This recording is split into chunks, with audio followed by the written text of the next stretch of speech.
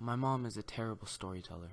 She is a great conversationalist, a wonderful, sympathetic listener, and quite articulate in two languages and her native Calabrese dialect. Yet she is absolutely unable to narrate an event, personal or not, with any degree of conviction. She states the facts, but in an offhanded fashion. One such example: "Oh yes, Cousin Rocky is okay. The transplant went well." "Transplant? What?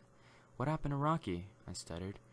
"Oh, well, Greg gave him the kidney, and he's fine now, thank God. Ma, could you please be a little less specific?" I deadpanned, knowing full well I'd get a pretty short explanation of what I later found out to be the near death of my cousin, followed by an emergency transplant of the kidney of his brother, Greg. That sort of thing. Yet, as banal as my mother may seem, I found out last week that she's been hiding something big from us, and now suddenly a whole lot of stuff we grew up with make a lot more sense. My mom and dad are getting older, so when they sold their house and bought a small condo about a mile from me and my husband, we were quite relieved that I could keep a closer eye on them.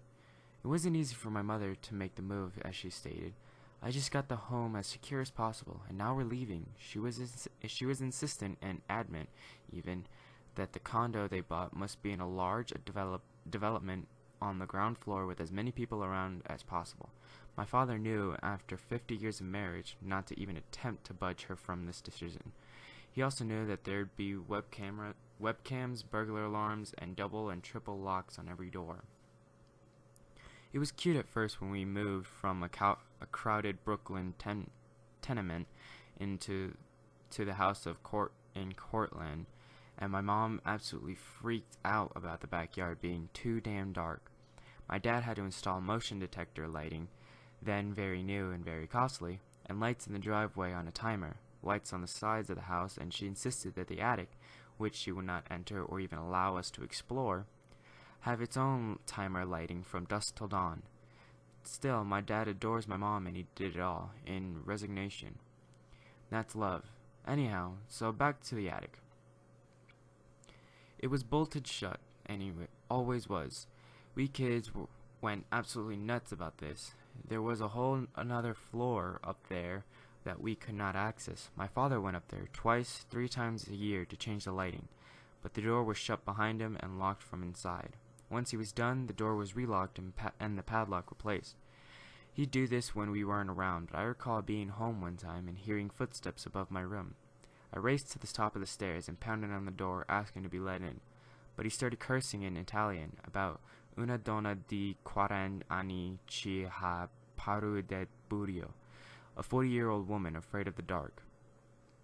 I did get in the attic that time for about a hot second, and there was absolutely nothing there. No Christmas decorations, no boxes, nor old furniture, just plain white walls and all those light fixtures. The windows had locks and nails driven into the sashes, so they couldn't be opened from within or without. It was pretty odd. Our little neighborhood never saw break-ins, and why bother double-locking a third-floor window that offered no access in or out of it? Another of my mother's quirks. Sometimes I'd hear my mom talking to my old aunt in Bari, the very difficult dialect that she would not teach us children, and I could make out words here and there about something that happened when they were both young.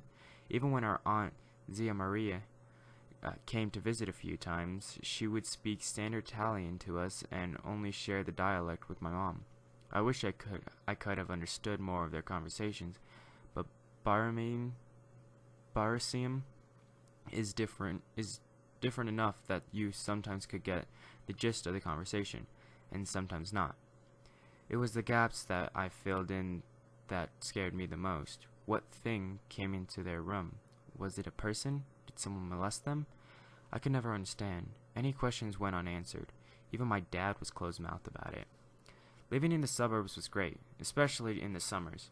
We'd be out all day swimming in Moen Lake, going to the mall, hanging in one of our friends' basements, and generally waiting for something interesting to happen.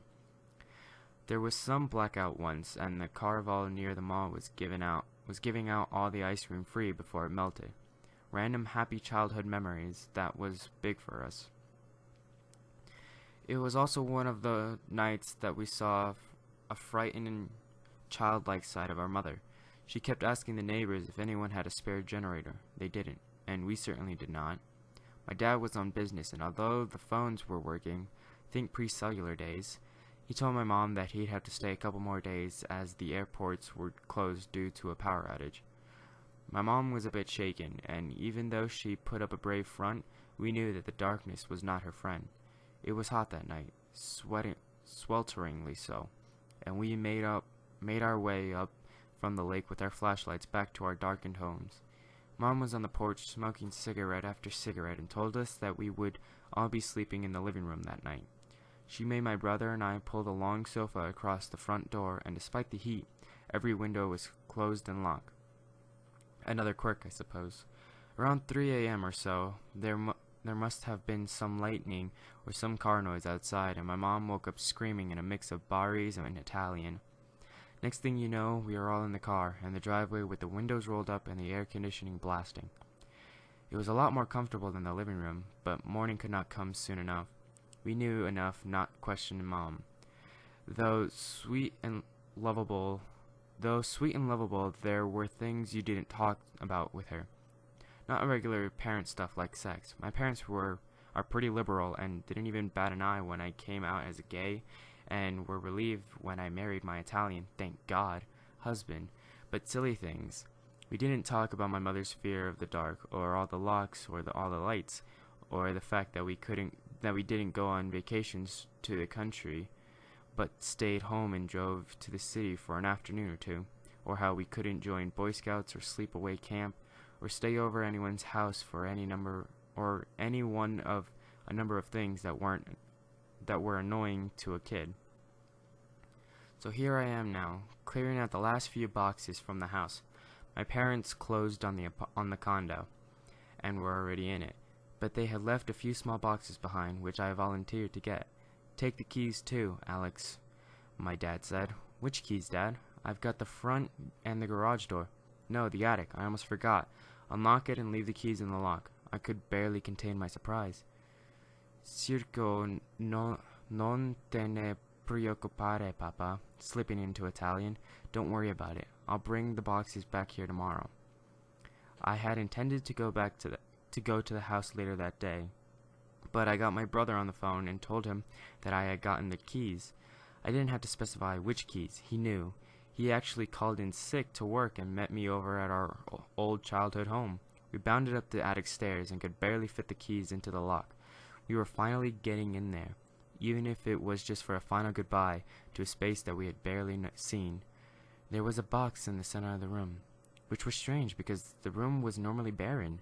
What the hell, bro? What is in that old dusty box? It was marked in childish handwriting, which I honestly didn't recognize. "Open it up, Alex." The tape had long ceased to adhere to the carton, so I was able to open the package quite easily. It was a sheaf of drawing paper. There were what appeared to be children's drawings of my mom's and Zia Maria's, and then something bizarre. Light bulb-shaped black figures with enormous cat-like eyes drawn standing near my mom and aunt, near what looked like to be a child's drawing of a bedroom. Maybe a bedroom in Bari? An attic bedroom? And then writing beneath it, "Quella notte ci si hanno preso." That night, they took us, and it all made sense.